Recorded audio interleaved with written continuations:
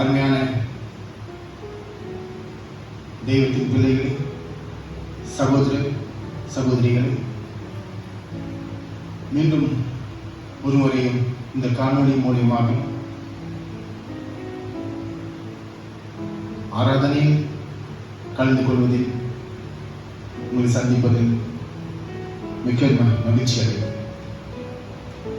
இந்த நிகழ்ச்சியை கர்த்தர் ஆசீர்வாதம் தருவதற்காக நாம் அனைவரும் கண்களை மூடி ஜெபம் செய்வோம்.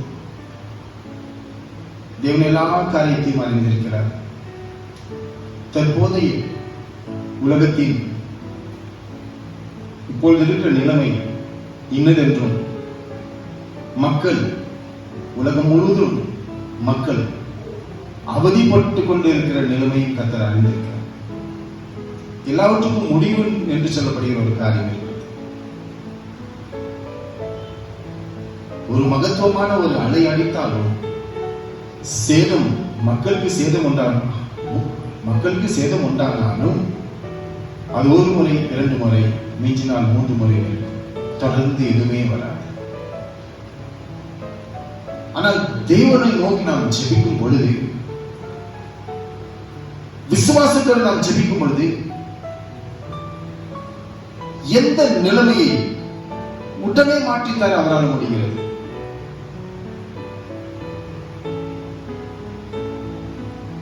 கர்த்தராகிய தேவன் உலகம் முழுவதும் யுத்தங்கள் நடத்தி கொண்டிருந்தாலும் அவர் நினைத்தால் ஒரே ஒரு நிமிஷம் போதும் உலகம் முழுவதும் யுத்தங்கள் ஓயப்படுகிறது. விசுவாசிகள், உங்களுடைய வீட்டில் என்ன பிரச்சனை இருந்தாலும், இந்த பயங்கரமான வியாதினால வந்திருக்கிற பிரச்சனை எதுவா இருந்தாலும், நீங்கள் என்னத்தான் உங்களுடைய வேதனைகள், கண்ணீர்கள், துக்கங்கள், கவலைகள் எதுவா இருந்தாலும் ஒரு நிமிடம் போதும் நமது ஆண்டவராகிய இயேசு கிறிஸ்துவுக்கு எல்லா நிலைமைகளையும் சூழ்நிலைகளையும் மாற்றி தருவதற்காக ஜெபம் செய்யுங்கள். வியாதி மற்றும் பெரிய பிரச்சனை அல்ல, எல்லாமே பிரச்சனை தானே. ஆகியால் உங்களுடைய ஜீவிதத்தில் தனிப்பட்ட விதத்தில் வித்தியாசமான பிரச்சனைகள் நீங்கள் கண்டு கொண்டிருக்கலாம். எது இருந்தாலும் கர்த்தருக்கு எல்லாமே உள்ளது. எதுவா இருந்தாலும் மாற்றித்தர கர்த்தரால் முடிகிறது. ஜெபம் செய்யுங்கள். எங்களை மிகவும் அதிகமாக நேசிக்கிற பரலோகத்தில் வாசமா இருக்க தேவா தேவனையும் நதிசிராவுக்கு கூடாத கூடிய சோதரம் பிதாவே, இயேசு நாமத்தில் விசுவாசத்தோடு ஏற்படுகிற ஒவ்வொரு ஜெபத்தையும் கேட்டுக்கொள்வதற்காக நன்றி செலுத்து. தன்மையான மேலும் இன்னும் ஒரு கர்த்தரை ஆராதனை, இந்த காணொளி மூலமாக ஆராதனை செய்வதற்கு கொடுத்திருக்கிற ஒரு நல்ல ஒரு சாக்கியத்திற்காக நன்றி செலுத்து. மூலியமாக நாம் கர்த்தரை ஜெபத்தில் கலந்து கொள்வதற்கும், பாடலை பாடுவதற்கும், சங்கீத வசனத்தில் வருகிற வசனங்களை கேட்பதற்கும், கர்த்தருடைய வசனத்தை கேட்பதற்கும் பலவிதமான இன்னல்களில் மாட்டிக்கொண்டிருக்கிற ஒவ்வொரு பிரச்சனைக்காக நீ கொடுக்க போகிற ஜெபத்தின் மூலமாக நாங்கள் தேவனுக்கு சமர்ப்பணம் செய்கிறோம். எங்களுடைய வேதனைகளை கர்த்தருக்கு சொல்லுகிற ஒவ்வொரு காரியத்தையும்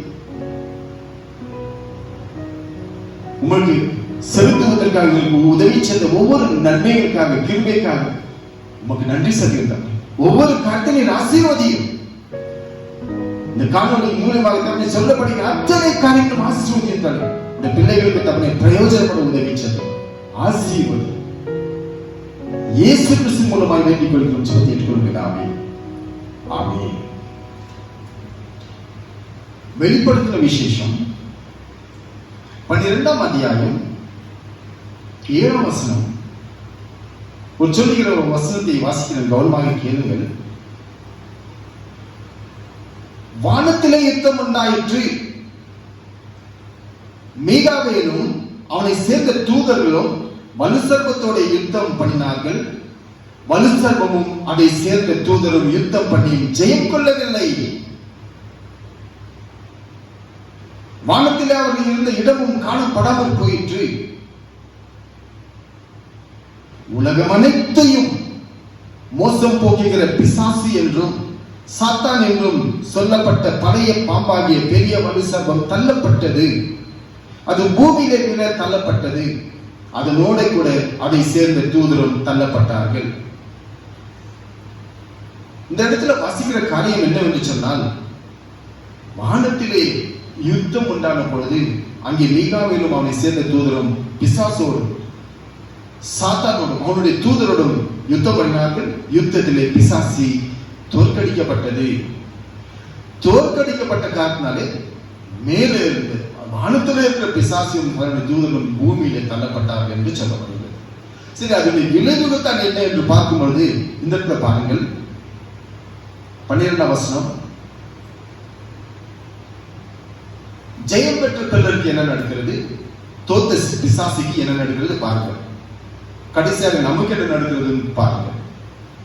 ஆகையால் பரலோகங்களே, அவைகளில் வாசமாயிருக்கிறவர்களே களி கூறுங்கள், பூமியிலும் சமுத்திரத்திலும் குடியிருக்கிறவர்களே ஐயோ, பிசாசானவன் தனக்கு கொஞ்ச காலம் மாத்திரம் உண்டென்று அறிந்து மிகுந்த கோபத்துடனே உங்களிடத்தில் இறங்கினபடியால் உங்களுக்கு ஆபத்து வரும் என்று சொல்ல கேட்டேன். பிசாசிக்கு கொஞ்ச காலம் தான், பல வருஷங்கள் இந்த உலகத்தின் ஆட்சி அவன் கையில் இருந்தது. ஆனால் இந்த யுத்தத்துக்கு பிறகு அவன் மேலிருந்து கீழே தள்ளப்படுகிறான்.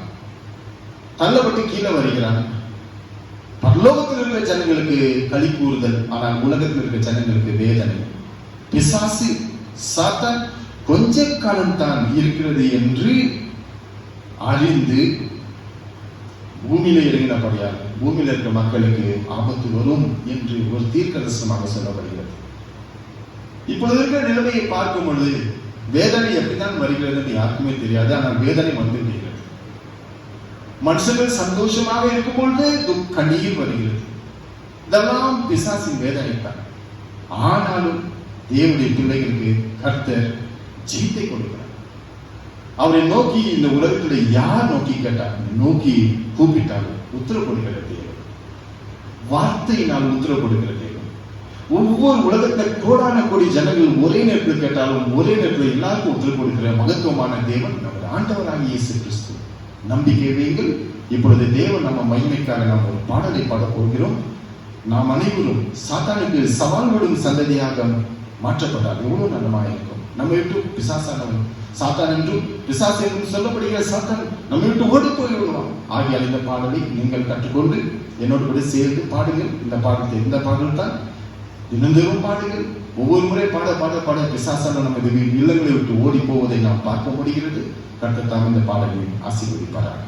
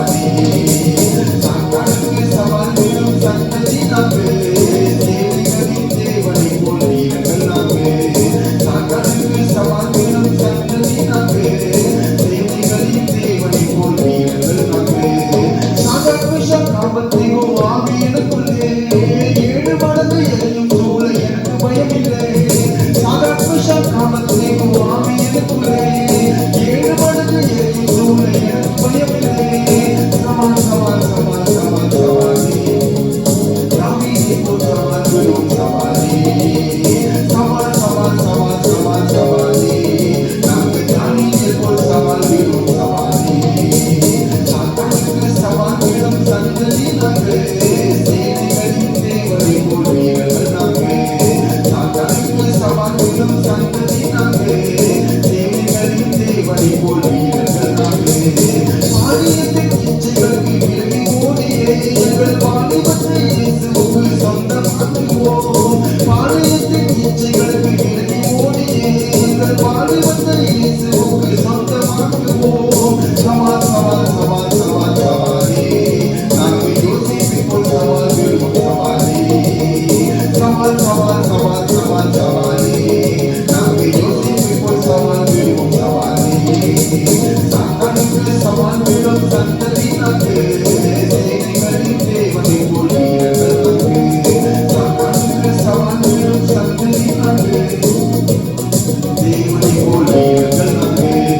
இயேசுவாலே நான் ஒரு சேனைக்குள் பாய்வேன், இயேசுவாலே நான் ஒரு மதிலை தாண்டுவேன், இயேசுவாலே நான் ஒரு சேனைக்குள் பாய்வேன், இயேசுவாலே நான் ஒரு மதிலை தாண்டுவேன். சவால் சவால் சவால் சவால் சவாலே, நாங்கள் இயேசுவை போல் சவால் விடுவோம் சவாலே.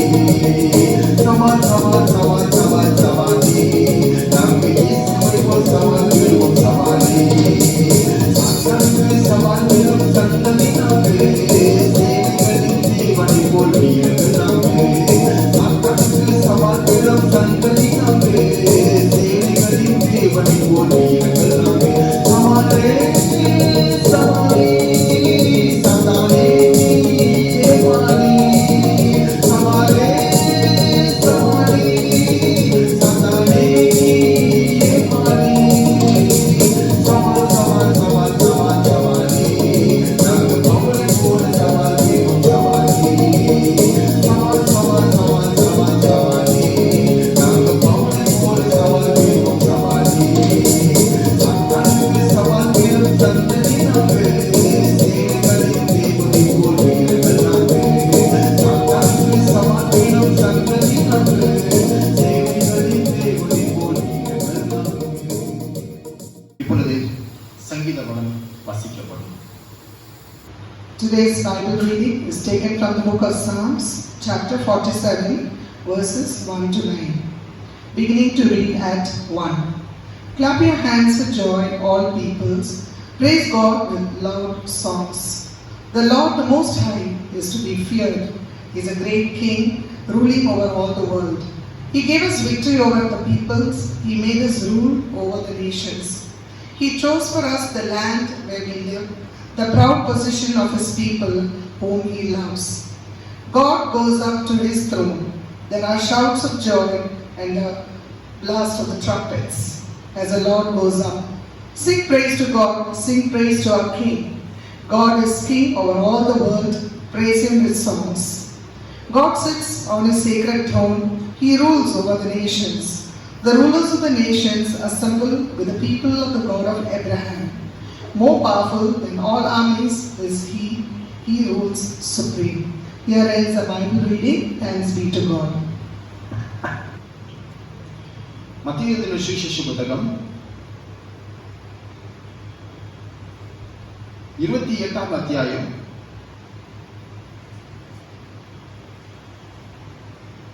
1ஆம் வசனத்திலிருந்து சில வசனங்களை வாசிக்கிறேன். கவனமாக கேளுங்கள்.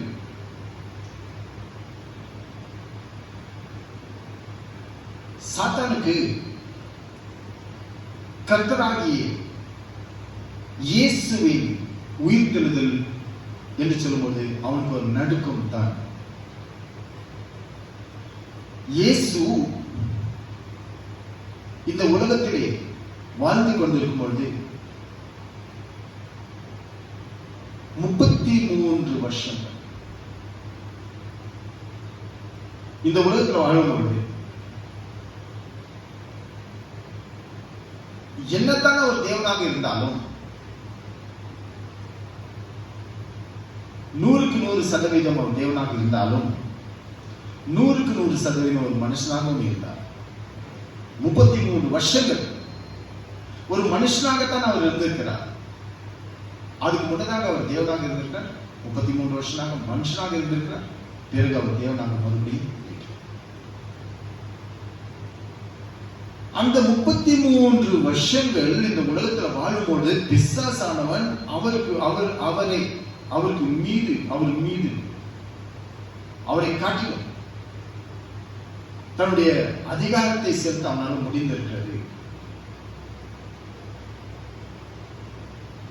எந்த இடத்துல பார்த்தாலும் அவரை குற்றப்படுத்துவதே அவருடைய நோக்கமாக இருந்திருக்கிறது. கவனியுங்கள், புத்தகத்தை வாசித்து பாருங்கள். சிரிப்பது என்ன, கேலி செய்வது என்ன, இகழ்வது என்ன, எல்லாமே அவர்களுக்கு இஷ்டம் இல்லைன்னா சில ஜனங்களை எடுத்து அவருக்கு விரோதமாக எடுத்துவிட்டு மலை உச்சியில கொண்டு போய் தள்ளலாம் என்று கூட இருந்திருக்கிறாங்க.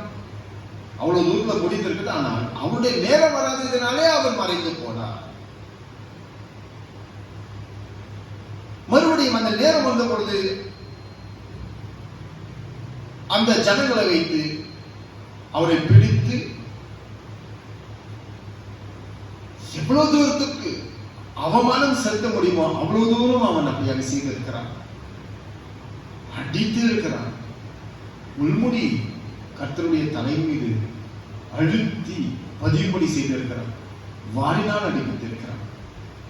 எல்லாமே செய்வான். ஈட்டினால் குத்தியும் இருக்கிறார். சிறுகளை தொங்க வைத்து இருக்கிறார். ஆனால் கர்த்தராகிய இயேசு உயிர்த்தெழுந்தார் என்ற ஒரு வார்த்தை கேட்டால் அவன் பயப்படுறான். எப்ப கூட அது 33 வருஷங்கள் மட்டும்தான் அவனால முடிந்தது கர்த்தர் மீது தன்னுடைய அதிகாரத்தை செலுத்துவதற்காக. ஆனால் இப்பொழுது முடியாது. இயேசுன்னு சொன்னா அவனுக்கு பயம். இப்பொழுது நாம் தான் இந்த உலகத்தில் இயேசுவை போல இருக்கிறோம். நம்ம இது எல்லா விதமான அதிகாரத்தை நம்ம செய்கிறோம். நாம் கர்த்தராகிய இயேசு கிறிஸ்துவை மூலமாக விசுவாசித்து நாம் மரித்தோம் என்று சொன்னால் தேவனை போல நாம் மாற்றப்படுகிறோம். பிறகு பிசாசுக்கு நம் மீது ஒரு எல்லடவும் அவனுக்கு ஒரு அதிகாரம் இருக்கு. நம்மை பார்த்து பயம். ஆனால் இயேசு எப்படி இந்த உலகத்திலே வாழும் பொழுது பிசாசுக்கு எதிர்த்து போராடினாலும் அவ்விதமாக நீங்களும் நானும் போராட வேண்டும். இந்த உயிர்த்தெழுதல் இது முக்கியமான ஒரு காரியம். உயிர்த்தெழுதல் தான், வேற எதுவுமே இல்லை. கிறிஸ்துமஸை பற்றி பெருசா பேசுறோம், ஈஸ்டர் பற்றி பெருசா பேசுறோம்.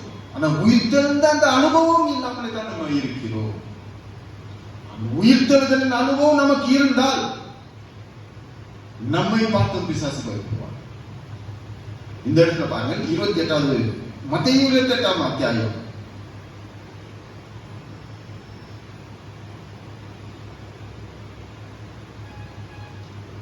1ஆம் வசனம். ஓய்வு நாள் முடிந்து வாரத்தின் முதலாம் நாள் விடிந்து வருகையில் மகதலேனா மரியாளும் மற்ற மரியாளும் கல்லறையை பார்க்க வந்தார்கள். அப்பொழுது பூமி மிகவும் அதிரும்படி கர்த்தருடைய தூதன் வானத்திலிருந்து இறங்கி வந்து வாசலில் இருந்த கல்லை புரட்டி தள்ளி அதன் மேல் உட்கார்ந்தான். அவனுடைய ரூபம் மின்னலை போலவும் அவனுடைய வஸ்திரம் உறைந்த மலையை போலவும் வெண்மையாகவும் இருந்தது. காவலாளர் அவனுக்கு பயந்ததினாலே திடுக்கிட்டு செத்தவர்கள் போனார்கள். எவ்வளவு பெரிய ஒரு அதிசயமான காரியம் பாருங்க. உள்ளே இருக்கிறவர்கள் செத்து போயிருக்கிறார்கள் என்று நினைத்து இவர்கள் காவல்காரராக இருக்கிறார்கள். ஆனால் அவர் வெளியே வரும்பொழுது இவர்கள் போட்ட எந்த அதிகாரமும் இயேசு மீது இனிமேல் நடக்காது. தானா கல், ரோமருடைய அரசாங்கத்தில் அந்த முத்திரை போட்ட அந்த கல்லும் தானா வெளியே போகும். அவருடைய தூதர்களை அனுப்பி இந்த இடத்துல பார்க்கலாம். ஒரே ஒரு தூதன் போதும் இந்த காரியத்தை செய்வதற்காக அவன் கல்லை புரட்டி அந்த கல் மீது அவன் உட்கார்ந்தான்னு சொன்னா, உன்னுடைய அதிகாரம் எனக்கு பெரிய விஷயம் இல்லைப்பான்னு சொல்றான். அவனுடைய ரூபம் மின்னலை போலவும் அவனுடைய வஸ்திரம் உறைந்த மலையை போல வெண்மையாகவும் இருந்தது. காவலர் அவனுக்கு பயந்ததினாலே திடுக்கிட்டு செத்தவர் ஆனார்கள். அப்பொழுது பூமி மிகவும் அதிரும்படி கர்த்தருடைய தூதன் வானத்திலிருந்து இறங்கி வந்து வாசலில் இருந்த கல்லை புரட்டி தள்ளி அதன் மேல் உட்கார்ந்தார். இந்த 3 நாட்கள் தான் அதிகாரம் இந்த காவலாளர்களுக்கு. அந்த நாள், அந்த நேரம், அந்த நிமிடம் முடியும் பொழுது வானத்திலிருந்து ஒரு தூதன் வந்து கல்லை புரட்டி அது மேல உட்காருன்னு சொன்னா, இனிமேல் இயேசு மீது எந்த விதமான அதிகாரம் யாருக்கும் இருக்காது. அதுதான் விஷயம். இப்பொழுது காவலர்கள் பயந்தார்கள், திடுக்கிட்டார்கள், செத்தவர்கள் போல விழுந்தார்கள். ஆனால் அங்கே ஒரு அற்புதமான ஒரு சம்பவம் நடக்கிறது பாருங்கள். அங்கே சில ஸ்திரீகள் வந்து இயேசுவின் கல்லறை இடத்தில் வரும் பொழுது கல்லறை திறந்திருக்கிறது, கல் புரட்டப்பட்டு இருக்கிறது, கல்லின் மீது ஒரு தூதன் இருக்கிறான். அந்த தூதன் என்று இவர்களுக்கு தெரியாது. தூதன் அவர்களை பார்த்து, தூதன் அந்த ஸ்திரீகளை நோக்கி, நீங்கள் பயப்படாதீர்கள், சிலுவையில் அறியப்பட்ட இயேசுவை தேடுகிறீர்கள் என்று அறிவேன். அவர் எங்கே இல்லை, தாம் சொன்னபடியே உயிர் தெழுந்தார். கர்த்தரை வைத்த இடத்தை வந்து பாருங்கள், சீக்கிரமாய் போய் அவர் மரித்தோரிலிருந்து இருந்தார் என்று அவருடைய சீஷருக்கு சொல்லுங்கள். அவர் உங்களுக்கு முன்னே கலிலேயாவுக்கு போகிறார், அங்கே அவரை காண்பீர்கள், இதோ உங்களுக்கு சொன்னேன். அந்த ஸ்திரீகள் பயத்தோடும் மகா சந்தோஷத்தோடும் கல்லறையை விட்டு சீக்கிரமாய் புறப்பட்டு அவருடைய சீஷர்களுக்கு அறிவிக்க ஓடினார்கள். அதாவது இயேசு பிறந்தார், இயேசு மரித்து அடக்கொண்ட 3ஆம் நாள் உயிர் தெழுந்தார் என்ற ஒரு வார்த்தையை ஒரு அந்நம்பி மற்றவர்களுக்கு அறிவிக்க போய் கொண்டிருக்கிறார்கள். இது ஒரு குரு, ஒரு சாரா. உயிர் தெழுந்த இயேசுவை மற்றவர்களுக்கு அறிவித்தால் அந்த உயிர் தெழுந்த இயேசு அந்த ஜனங்களுக்கு உயிர் தெழுதலினாலே வருகிற ஆசீர்வாதம் கொடுக்கிறார். இது ஒரு விதமான ஜனங்கள், ஒரு சாரா இப்படியாக இருக்கிறார்கள். பலவீனமான ஒரு ஜனங்களாக இருந்தாலும் உண்மையான ஒரு சத்தியத்தை எடுத்து சொல்வதற்கு அவர்கள் முற்படுகிறார்கள், போகிறார்கள். தைரியத்தோடு திகிலோட போனாலும் சந்தோஷத்தோடு போய்கொண்டிருக்கிறார்கள். ஆனால் வேறு சாரார் பாருங்கள், கல்லறையை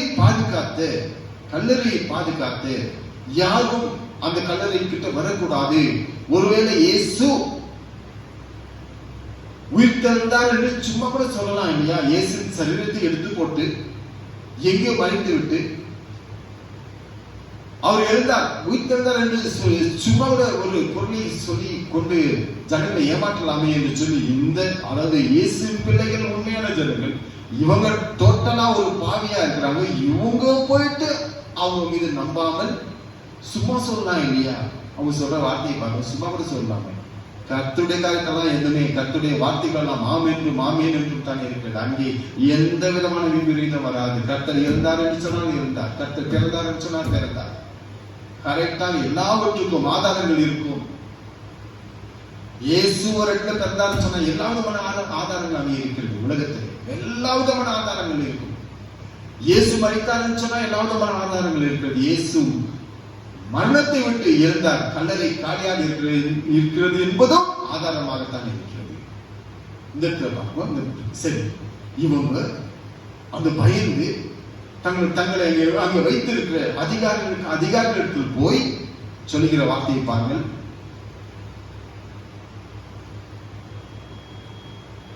அவர் போகையில் காவல் சேவகர்கள் சிலர் நகரத்துக்குள்ளே வந்து நடந்த யாவற்றையும் பிரதான ஆசாரியருக்கு அறிவித்தார்கள். நடந்த யாவற்றையும் அறிவித்தார். கண்களினாலே கண்ட ஒரு காரியத்தை அறிவிக்கிறார்கள், உண்மையை அறிவிக்கிறார்கள். ஆனால் அவர்கள் போன இடமோ தான் தவறான இடம். பார்த்தது உண்மைதான், போய் சொல்லுகிற இடம் ஒரு தவறான ஒரு இடம். இப்பேற்பட்ட ஜனங்களுக்கு நிச்சயமாக விசுவாசமே வராது. நாம் அனைவரும் நமக்கு இயேசு மீது ஒரு விசுவாசம் இருக்கிறது என்று சொன்னால் இது நாம வைத்த ஒரு விசுவாசம் அல்ல, பரத்திலிருந்து நமக்கு கொடுக்கப்பட்ட ஒரு விசுவாசம். அந்த விசுவாசம் இல்லை என்று சொன்னால் யாரும் கர்த்தராகிய இயேசு கிறிஸ்துவை நம்ப மாட்டார்கள், விசுவாசிக்க மாட்டார்கள். வேதம் சொல்கிறது, பரிசுத்த ஆவியினாலே அன்றி கர்த்தராகிய இயேசுவை கர்த்தர் என்று ஒரு மனுஷனும் சொல்ல முடியாது. பரிசுத்த ஆவி எவர்களுக்கெல்லாம் கொடுக்கப்பட்டிருக்கிறதோ அவர்கள் இந்த செய்தியை நம்புவார்கள். கர்த்தராகிய இயேசு கிறிஸ்து உயிர் உயிர்த்தெழுந்தார் என்று இந்த இடத்துல பார்க்கும்போது இயேசு கிறிஸ்து மரிக்கும் பொழுது பூமி அதிர்ச்சி உண்டானது. அங்கே சில ஜனங்களுக்கு விசுவாசம் உண்டாகிறது. அரிமத்தியா ஊரானாகிய யோசேப்புக்கு அந்த பூமி அதிர்ச்சி பார்க்கும்பொழுது அவனுக்கு ஒரு பெரிய நல்ல ஒரு விசுவாசியா இருந்தாலும் இப்பொழுது அவன் ஒரு அந்தரங்க விசுவாசியா இருந்தால் பூமி அதிர்ச்சி பார்த்து இயேசு தம்முடைய ஜீவனை விடும்பொழுது பூமி அதிர்ந்தது. அந்தரங்கமான விசுவாசி இப்ப வெளியரங்கமான விசுவாசியாக மாற்றப்பட்டான் யோசேப்பு. பூமி அதிரும் போது அந்த பாவிகளுக்கும் தானே அந்த காரியம் காண்பிக்கப்பட்டிருக்கிறது. பாவிகளுக்கும் தான் அந்த காரியம் எல்லாமே. இயேசு கிறிஸ்துவை சிலுவையில் அறைந்தவர்களும் பார்க்கிறார்கள், ஆனால் விசுவாசம் வரமாட்டேங்கிறது. விசுவாசம் இல்லாமல் யாரும் தேவனை தரிசிக்க முடியாது. விசுவாசம் இல்லாமல் யாரும் தேவனை தரிசிக்க முடியாது. பாருங்கள், இயேசு மகாசத்தமாய் கூப்பிட்டு ஜீவனை விடும்பொழுது பூமி அதிர்ச்சி அதிர்கிறது. இவ்வளவு பெரிய காரியம். அப்படி இருந்தும் அவர்களுக்கு அந்த நம்பிக்கை இல்லை. மத்தேயு எழுதின சுவிசேஷ புத்தகம் 27ஆம் அத்தியாயம் 50-51. இயேசு மறுபடியும் மகா சத்தமாய் கூப்பிட்டு ஆவியை விட்டார். அப்பொழுது தேவாலயத்தின் திரைச்சீலை மேல் தொடங்கி கீழ் வரைக்கும் இரண்டாக கிழிந்தது. பூமி அதிர்ந்தது, கண்மலைகளும் பிளந்தது. இயேசு மகா சத்தமாய் தம்முடைய ஜீவனை விடும் பொழுது இந்த 3 காரியங்கள் நடக்கிறது. தேவாலயத்தின் திரைச்சீலை மேல் தொடங்கி கீழ் வரைக்கும் இரண்டாக கிழிந்தது. பூமி அதிர்ந்தது, கண்மலைகளும் பிளந்தது. இதுல ஒரு காரியம் பாருங்கள். தேவாலயத்தின் திரைச்சீலை மேல் தொடங்கி கீழ் வரைக்கும் கிழிந்தது என்று சொன்னால், இந்த திரைச்சீலையானது எந்த மனுஷனையும் அந்த மகா பரிசுத்தமான ஸ்தலத்துக்கு வர ஒட்டாமல் தடுத்து கொண்டு இருக்கிற ஒரு திரைச்சீலை. அந்த திரைச்சீலை வரைக்கும் தான் மனுஷன் வரலாம், அதற்கு மேல யாராலும் வர முடியாது. ஆனால் இயேசு கிறிஸ்துவோ தன்னுடைய ஜீவனை மக்களுக்கு கொடுக்கிறார் என்று சொன்னால், தன்னுடைய ரத்தத்தை மக்களுக்கு சிந்துகிறார் என்று சொன்னால், ஜீவனை விடுகிறார் என்று சொன்னால், அதனுடைய அர்த்தம் எல்லாரும் கர்த்தருக்கு வருவதற்காகத்தான். பிதாவாகிய தேவன் கர்த்தராகிய இயேசு கிறிஸ்துவை உலகத்தில் அனுப்பினது தண்டிப்பதற்காக அல்ல, அவர் மூலியமாக உலகம் ரட்சிப்படைவதற்காகத்தான்.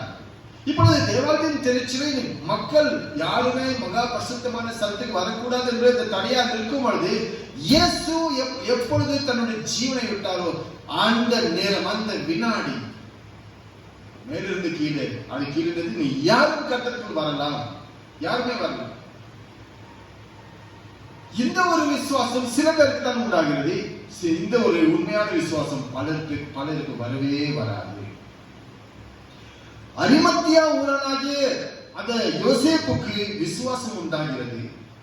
அது வரைக்கும் அவன் ஒரு அந்தரங்க ஒரு சீஷனாக இயேசுவுக்கு இருந்தான். இப்பொழுது அவன் வெளிப்படையாக பிலாத்தினிடத்தில் போய் இயேசுவின் சரீரத்தை கேட்கிறான். விசுவாசம், தைரியம்.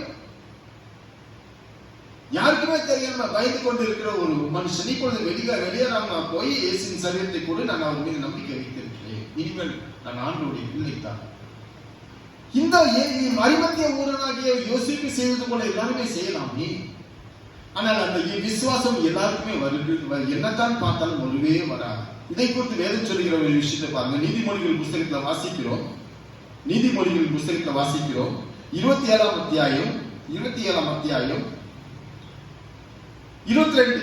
நீதிமொழிகள் 27:22. மூடனை, அதாவது கர்த்தராகிய இயேசு கிறிஸ்துவின் ரட்சிப்பின் திட்டத்தை புரிந்து கொள்ளாமல் வேண்டுமென்றே உதறி தள்ளுகிறவன், உதாசீனமா நினைக்கிறவன், அவன் ஒரு மூடன். நல்ல ஞானம் இல்லாததுனால மூடன் அல்ல. உனக்கு ஒரு நல்ல வாழ்க்கை கர்த்தர் கொடுக்க போகிறார். நீ பரலோகத்தில் வாழ முடிகிறது. நீ கர்த்தராகிய இயேசு கிறிஸ்துவை ஏற்றுக்கொள்வது உன்னுடைய பாவங்கள் மன்னிக்கப்படுகிறது. மரித்தாலும் இயேசுவை போல நீ உயிரோடு கூட எழுந்து கொள்ளலாம் என்று சொல்லப்படுகிற ஏராளமான சிலுவைகள் சொல்லலாம். கர்த்தரால் வருகிற ஆசீர்வாதங்கள், பரலோகத்தை தேவனோடு கூட தேவனை போல இருப்பது ஒரு பெரிய ஒரு ஆசீர்வாதம். இயேசு மரித்த பிறகுதான், உயிரை விட்ட பிறகுதான் இது நடக்கிறது.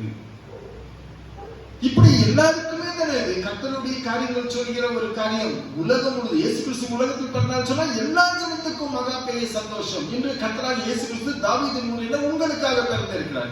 எல்லா ஜனத்துக்கும் பெரிய சந்தோஷம். இன்று இயேசு கிறிஸ்து மரித்தார் சொன்னா ஏதோ ஒரு குறிப்பிட்ட மக்களுக்காக அல்ல, சர்வ லோகத்துக்காகவும் அவர் தன்னுடைய இரத்தத்தை சிந்திருக்கிறார், தன்னுடைய உயிரை விட்டு இருக்கிறார். இந்த ஒரு காரியத்தை புரியாமல் இருக்கிறவன் தான் ஒரு மூடன். அவனை குறித்து வேதம் என்ன சொல்கிறது என்று சொன்னால், நீதிமொழிகள் 27:22, நீதிமொழிகளின் புஸ்தகம் 27:22, மூடனை உரலில் போட்டு உலக்கையினால் நோயோட நோயாக குத்தினாலும் அவனுடைய மூடத்தனம் அவனை விட்டு நீங்காது. மூடனை உரலில் போட்டு உலக்கையினால் நோயோட நோயாக குத்தினாலும் அவனுடைய மூடத்தனம் அவனை விட்டு நீங்காது. இதுதான் வேதம் சொல்லிக் கொண்டிருக்கு. அவன் கண்களுக்கு முன்னதாக இந்த பூமி அதிர்ச்சியை பார்க்கிறான், சூரியன் பிரகாசியாமல் இருக்கிறதை பார்க்கிறான். இது பெரிய ஒரு அதிசயமான, அது இயற்கைக்கு அப்பாற்பட்ட காரியங்கள் இயேசுவின் விஷயத்தில் நடக்கும் பொழுது அவனுக்கு ஏன் அந்த விசுவாசம் வரமாட்டேங்கிறது? சிலருக்கு வருகிறது, சிலருக்கு வரமாட்டேன். இயேசு கிறிஸ்து எதுவுமே செய்யவில்லை, ஆனால் சிலுவையில தொங்கிக் கொண்டிருக்காங்க ஒரு கல்லன். அந்த நேரத்தில் அவனுக்கு விசுவாசம் உண்டாகிறது, வேற கல்லனுக்கோ விசுவாசம் வர மாட்டேங்கிறது.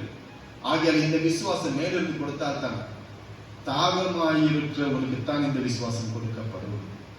தாகமாயிருக்கிறவன் வரக்கடை. இப்பொழுது பாருங்கள், இந்த போர்ச்சேவர்களை பாருங்கள், ஆண்டோடைய சரீரத்தை பாதுகாத்த அந்த மக்களை பாருங்கள். அவர்கள் இயேசு உயிரோடு கூட எழுந்ததை கண்கூட பார்த்து விட்டார். நாம் பார்க்கவில்லை, பார்க்காமல் இருந்தும் தேவனை விசுவாசிக்கிறோம். நாம் அதிக பாக்கியவான்கள். கண்களினாலே பார்த்த அந்த சேவகர் இந்த இஸ்திரிகள் போகிற அந்த இடத்தை நோக்கி போயிருந்தால் இயேசுவின் சீஷர்களை போல மாற்றப்பட்டிருப்பார்கள். இவர்கள் போன பாதையோ இயேசுவை விரோதிக்கிற ஜனங்களுக்கு போய் சொல்லுகிறார்கள். இரண்டு விதமான ஜனங்களுக்கு போய் சொல்லுகிறார்கள். அதாவது அந்த இஸ்திரிகள் போய் யாருக்கு கர்த்தராகிய இயேசு கிறிஸ்து உயிரோடு எழுந்தாரோ அதை சும்மா அந்த அவருடைய காலடிகளை பார்த்து போயிருந்தாலே அவர்களுடைய நிலைமை மாற்றப்பட்டிருக்கும். ஆனால் சம்பவிப்பது அவருடைய ஜீவத்தில் நேரத்தான் நடக்கிறது. பாருங்கள், அவர்கள் போகையில் காவல் சேவகர்கள் சிலர் நகரத்துக்குள்ளே வந்து நடந்த யாவற்றையும் பிரதான ஆசாரியருக்கு அறிவித்தார்கள். பாவிகளுக்கு போய் கர்த்தராகிய இயேசு கிறிஸ்துவின் உயிர்த்தெழுதலை குறித்து சொல்லுகிறார்கள் சொன்னால், இயேசுவின் சத்துருக்களிடத்தில் போய் இயேசு எழுந்தார் என்று சொன்னால் அங்கே இன்னும் விபரீதம் தான் உண்டாகும். ஆனால் அந்த சகோதரிகளோ வேற இடத்துல போய் இயேசுவை நம்பிக்கொண்டிருக்கிற ஜனங்களுக்கு போய் சொல்லும்போது அந்த ஜனங்களுக்கும் பெரிய சந்தோஷம். சரி, இப்போ அந்த அதிகார வர்க்கம் சொல்லுகிற வார்த்தையை பாருங்கள். இவர்கள் மூப்பரோடு கூடி வந்து ஆலோசனை பண்ணி சேவகருக்கு வேண்டிய பணத்தை கொடுத்து, சேவகருக்கு வேண்டிய பணம், எக்கச்சக்கமான பணத்தை கொடுத்து, சத்தியத்தை சொல்லாதே நடந்ததை பொய்யாக மாற்று, சத்தியத்தை பேசாதே நடக்காததை பேசு, நடந்ததை பேசாதே நடக்காததை பேசு. நடந்தது என்ன? உயிரோடு கூட இருந்தார். அந்த வர்க்கத்தில் அவர்கள் போயிருந்தாங்க. எவ்வளவு பெரிய சந்தோஷம். நடக்காதது என்ன பாருங்க, சொல்லி அவங்களே கதை கட்டி சொல்லி கொடுப்பாங்க. பொய் சொல்லுகிறவர்களுக்கு யாரும் சொல்லிக் கொடுக்க தேவையில்லை.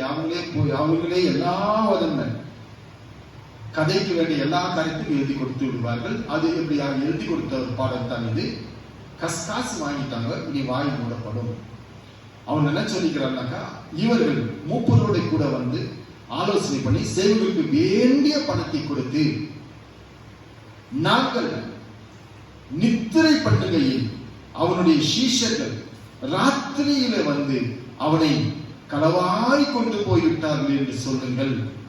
இது தேசாதிபதிக்கு கேள்வியானால் நாங்கள் அவரை சம்மதப்படுத்தி உங்களை தப்புவிப்போம் என்றார்கள். அவர்கள் பணத்தை வாங்கினாக்க மிகுதியான பணத்தை வாங்கி கொண்டு தங்களுக்கு போதிக்கப்பட்டபடியே செய்தார்கள். இந்த பேச்சு யூதருக்குள்ளே இந்நாள் வரைக்கும் பிரசித்தமாயிருக்கிறது. இந்நாள் வரைக்கும் என்று சொன்னா இந்த புத்தகம் எழுதப்படும் நாள் வரைக்கும் பிரசித்தமாயிருக்கிறது. ஆனால் கடைசி காலத்தை வாழ்ந்து கொண்டிருக்கிற உங்களுக்கு எனக்கும் தெரியும் 2000 வருஷமாகவும் இந்த யூதர்கள் கர்த்தராகிய இயேசு கிறிஸ்துவை ஏற்றுக்கொள்ளவில்லை என்பது தெரிகிறது. காரணம் பொய் அவ்வளவு தூரமாக வலிமையாக இருந்திருக்கிறது. பொய் என்று பொய் என்னன்னாங்க, நாங்கள் தூங்கிக் கொண்டிருந்தோம். யார் தூங்கிக் கொண்டிருந்தார்கள்? சேவகர். ஆண்டவருடைய அந்த சடலத்தை, மரித்து போன சரீரத்தை பாதுகாக்கக்கூடிய அந்த போர் சேவகர்கள் அதுக்கென்று அவர்கள் நியமிக்கப்பட்டிருக்கிறார்கள். பாதுகாப்பதற்காகத்தான் நியமிக்கப்பட்டிருக்கிறார்கள். அவர்கள் சொல்லுகிறார்கள், நாங்கள் தூங்கிக் கொண்டிருக்கும் பொழுது. எவ்வளவு பெரிய ஒரு காரியம்! கொஞ்சம் ஆங்கிலும் ஒரு வெட்கம் இல்லாமல் சொல்லுகிறார்கள். வேலையிலே அசதியாய் இருந்திருக்கிறார்கள். கொடுக்கப்பட்ட அந்த பணத்துக்கு ஏற்ற ஒரு வேலை செய்யாமல் தூங்கிக் கொண்டிருக்கிறார்கள். ஆனா அவங்க தூங்கவில்லை. ஆனா போய் பேசுகிறார்கள். பணம் 10 செய்யும், பணம் 10 செய்யும். இவர்கள் ஒழுங்காகத்தான் இருந்திருக்கிறார்கள். ஒழுங்காகத்தான் இயேசுவின் சடலத்தை பார்த்து இயேசுவின் தன்னை மரித்து போன சரீரத்தை காவல் காத்துக் கொண்டிருக்கார். செய்தவரெல்லாம் உண்மைத்தான். ஆனால் இயேசு எழுந்தார் என்ற செய்தி இவருக்கு தெரிகிறது. போய் அதை இயேசுவின் சத்துருக்களுக்கு போதை காட்டிலும் இயேசுவை நம்புகிற ஜனங்களுக்கு போய் சொன்னால் எவ்வளவு பெரிய ஒரு காரியமாக சொல்லியிருப்பார். சத்துருக்களுக்கு போய் இயேசு எழுந்தார் என்று சொல்கிறார். அவருக்கு சொன்ன கதை தான் இது. நீ இந்த இயேசு உயிர் தெழுவதை பற்றி யாருக்கும் சொல்லாதே, பொய்களை பேசி எக்கச்சக்கமான காரியம், எக்கச்சக்கமான பணம் நாங்கள் உங்களுக்கு கொடுப்போம். நாங்கள் சொல்லுகிற இந்த பாயிண்டை எடுத்துக்கொள். நாங்கள் தூங்கிக் கொண்டிருக்கும் பொழுது அவருடைய சீஷர்கள் வந்து அவருடைய சரீரத்தை எடுத்து போய்விட்டார்கள். ஒருவேளை தேசாதிபதிக்கு கேள்வியானால் நாங்கள் எப்படியாவது பேசி சம்மதிப்போம். உலகமே ஆண்டவருக்கு விரோதமாக நின்று கொண்டிருக்கும் பொழுது இப்பேற்பட்ட காரியங்கள் தேசாதிபதி அவனுக்கு காட்டில் மேலானவன் ஏனா இருந்தாலும் அவனும் ஒத்துக்கொள்வான். கர்த்தராகிய இயேசு கிறிஸ்துவின் அந்த உயிர்த்தெழுதலில் விசுவாசம் இல்லாதவர்கள் உலகத்தில் எக்கச்சக்கமான ஜனங்கள் இருக்கிறார்கள். அவர்கள் நம்புவார்கள் போய். ஆனால் இந்த ஸ்திரீகள் போய் ஆண்டவருடைய 11 சீஷர்கள் சொல்லும்போது அவர்களுக்கு பெரிய சந்தோஷம். இவ்வளோ பெரிய சந்தோஷம். அவருக்கு பாருங்க, 11 சீஷர்களும் கலிலேயாவிலே இயேசு தங்களுக்கு குறித்திருந்த மலைக்கு போனார்கள். அங்கே அவர்கள் அவரை கண்டு பணிந்து கொண்டார்கள். சிலரோ சந்தேகப்பட்டார்கள். அப்பொழுது இயேசு சமீபத்தில் வந்து அவரை நோக்கி, வானத்திலும் பூமியிலும் சகல அதிகாரமும் எனக்கு கொடுக்கப்பட்டு இருக்கிறது. ஆகையால் நீங்கள் புறப்பட்டு போய் சகல ஜாதிகளின் சீஷராக்கி பிதா குமாரன் பரிசுத்த ஆவியின் நாமத்தினாலே அவர்களுக்கு ஞானஸ்தானம் கொடுத்து நான் உங்களுக்கு கட்டளையிட்ட யாவையும் அவர்கள் கைக்கொள்ளும்படி அவர்களுக்கு உபதேசம் பண்ணுங்கள். இதோ உலகத்தின் முடிவு பரியந்தம் சகல நாட்களிலும் நான் உங்களுடனே கூட இருக்கிறேன் என்றார். ஆமென். இங்கு ஒரு சாதாரண ஜனங்கள், சாதாரணமான ஜனங்கள், செம்படர்கள், சமுதாயத்தில் ஒரு பெரிய உத்தியோகத்தும் இல்லாத சாதாரண ஜனங்கள் சொன்னா ரொம்ப ஒரு கோடிக்காரர்கள் வைத்துக் கொள்வோமே. மறுபடியும் அந்த புறத்தில் அதாவது சாதாரண ஜனங்கள் கர்த்தராகிய இயேசு கிறிஸ்துவின் அந்த உயிர்த்தெழுதலை மற்ற ஜனங்களுக்கு பறைசாற்றுகிறார்கள். அதிகார வர்க்கமோ படித்தேன் என்று சொல்லிக் கொண்டிருக்கிறார்கள். கை நிறைய அதிகாரத்தை வைத்திருக்கிற ஜனங்கள் நம்பவில்லை. இந்த 2 பேருக்கு, அதாவது ஒருவர் சொல்லுகிறார், அதாவது அதிகார வர்க்கம் சொல்கிறது இயேசு உயிர்த்தெழவில்லை, எக்கச்சக்கமான காசு கொடுத்து விட்டார்கள், அந்த காசை நம்பி இயேசுவின் சரீரத்தை களவாடி விட்டார்கள் என்று சொல்கிறார்கள். ஆனால் சாதாரணமான ஜனங்களோ, மீன் பிடிக்கிற ஜனங்களோ இந்த ஜனங்களுக்கு விரோதமாக போய் வேற செய்தி கொடுக்கிறார்கள். கர்த்தராகிய இயேசு கிறிஸ்து உயிர்த்தெழுந்திருக்கிறார் என்று சொல்கிறார்கள். ஆகையால் இந்த அதிகார வர்க்கம் அவர்களை பிடித்து அடித்து இனி இந்த கர்த்தராகிய இந்த இயேசுவை பிரசங்கிக்கவே கூடாது என்று பயமுறுத்தியும் இவர்கள் சொல்லுகிற ஒரே ஒரு காரியம் என்னவென்று சொன்னார், தேவனுக்கு கீழ்ப்படிவதை காட்டிலும் மனுஷருக்கு கீழ்ப்படிவது நலமாயிருக்குமோ, தேவனுக்கு முன்பதாக நலமாயிருக்குமோ. நீங்க அவரை எழுந்து கொள்ளவில்லை சொன்னா அது அப்படியே ஆயிடுமா? நாங்க இயேசு கிறிஸ்து எழுந்தாருன்னு சொன்னா நீங்க எங்களை அடிக்கிறீங்க, நோ ப்ராப்ளம். அதுல எந்த பிரச்சனையும் இல்லை. அடி வாங்கி கர்த்தராகிய இயேசு கிறிஸ்துவின் உயிர்த்தெழுதலை நாங்கள் எல்லா ஜனத்துக்கும் சொல்லி விடுவோம். அடிச்சா அடிச்சு போகும். ஆனால் அதிகார வர்க்கம் காசெல்லாம் கொடுத்துட்டு உயிர்த்தெழுந்த இயேசுவை உயிர்த்தெழவில்லை என்று அவர்கள் அப்படியாக பொய்களை சொல்லிக் கொண்டிருக்கிறார்கள். கடைசியாக உண்மை ஜெயித்தது. உலகமெங்கிலும் ஜனங்கள் எல்லா ஜாதியிலும் கர்த்தராகிய இயேசு கிறிஸ்துவை ஏற்றுக்கொள்ளாதவர்கள் இல்லை. எந்த ஜாதி எடுத்து பாருங்க, உலகத்தில் எந்த ஜாதியா இருந்தாலும் அந்த ஜாதியில ஒருவனாகிலும் கர்த்தராகிய இயேசு கிறிஸ்துவை இந்த நாளில் கூட ஏற்றுக்கொள்கிறார். அதான் விஷயம்.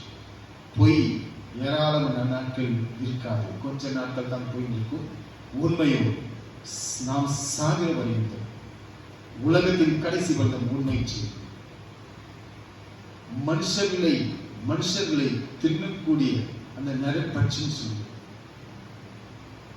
மனுஷர்களை தின்னுகிறவர் அவர்களும் கூட கர்த்தராகிய இயேசு கிறிஸ்துவை ஏற்றுக்கொண்டார்கள். அவ்வளவு தூரத்துல இந்த சத்தியம் உண்மையானது. இந்த சத்தியத்தை இவ்வளவு தூரம் கொண்டு வந்தவர்கள் ஒரு சாதாரண ஜனங்கள் தான். இந்த சத்தியத்தை சத்தியமாக இருக்கக்கூடாது, பொய்யை ஊதிக்கொண்டவர்கள் அதிகாரத்துக்கு மேற்பட்ட ஜனங்கள், அவர்களை இந்த சாதாரண ஜனங்கள் ஜெயித்தார்கள். எப்படி இருந்துச்சுன்னா கர்த்தராகிய இயேசு கிறிஸ்து அவரோடு கூட இருந்தார்.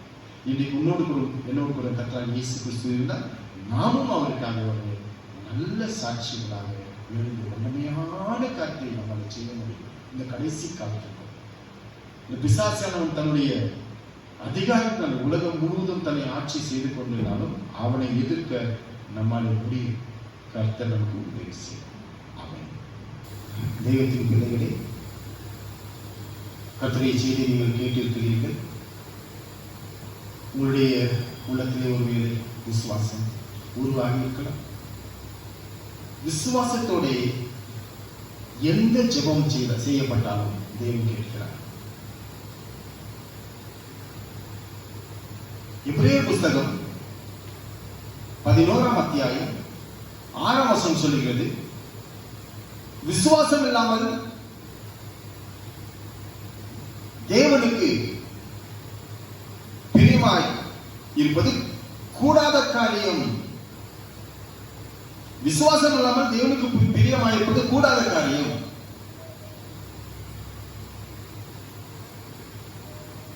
விசுவாசிக்கிறவன் முதலாவது அவன் செய்ய வேண்டிய காரியம், தேவன் இருக்கிறார் என்றும் அவர் தம்மை நோக்கி கூப்பிடுவர்களுக்கு செவி கொடுக்கிறார் என்றும் அவன் விசுவாசிக்க வேண்டும். உலகத்திலே சாத்தான் இருக்கிறான் என்று சொல்லுகிறார்கள், நம்புகிறார்கள். ஆனால் தேவன் ஒருவர் இருக்கிறார் என்று நம்புவதற்கு ரொம்ப கஷ்டமா இருக்கு. அநேகமான ஜனங்களுக்கு சாத்தானுடைய காரியங்கள் பிரியமா இருக்குது, ஆகியால் சாத்தான் இருக்கிறான். தேவனுடைய காரியங்கள் என்று வரும்போது கொஞ்சம் அங்க கசப்பும் கூட தான் இருக்குது. அங்கே தேவன் இல்லை என்று சொல்ல நாம் முற்படுகிறோம். தேவன் நிச்சயமாக இருக்கிறார். நன்மை என்று சொல்லப்படுகிற ஒரு காரியம் இருந்தால் தீமை இல்லாமல் இருக்காது. நல்லது என்று சொல்லப்படுகிற ஒரு காரியம் இருந்தது என்று சொன்னால் கெட்டது இல்லாமல் இருக்காது. ஆகியாக நன்மை தேவன் என்று சொல்லும்போது எல்லாமே அவரை குறித்து மிகவும் நல்ல ஒரு காரியம் எழுதப்பட்டிருக்கிறது. பிசாசி சாத்தான் என்று சொல்லும்போது எதெல்லாம் கெட்டது இருக்கிறதோ அதுதான் அவன் செய்வான். அது இருப்பது உண்மை என்று சொன்னார், நல்லது நிச்சயமாக இல்லாமல் இருக்கிறார். கொரோனா என்று சொல்லப்படுகிற வியாதி கெட்டது நல்லது என்று யாராலும் சொல்ல முடியாது. இது ஒரு சாத்தானுடைய ஒரு தூண்டுதலினால் ஒருவர் வந்திருக்கலாம். நோய் வந்தது உண்மையானால், சுகம் பிசாசினால நோய் வருகிறது என்று சொன்னால் தெய்வத்தினால சுகம் வராமல் இருக்காது. பிசாசிலிருந்து நோயே வேதனையே வந்தால் தேவனிலிருந்து சுகமும் சந்தோஷமும் கழிப்பும் உண்டாகிறது. நம்புங்கள். இந்த பாடலை நான் பாடுகிறேன். ஒரு இது உங்களுடைய ஒரு ஜெப பாடலாகவே இருக்கட்டும். பாடுங்கள். நாம் இப்பொழுது கண்களை மூடி ஜெப சிந்தியோடு இந்த பாடலை பாடுவோம்.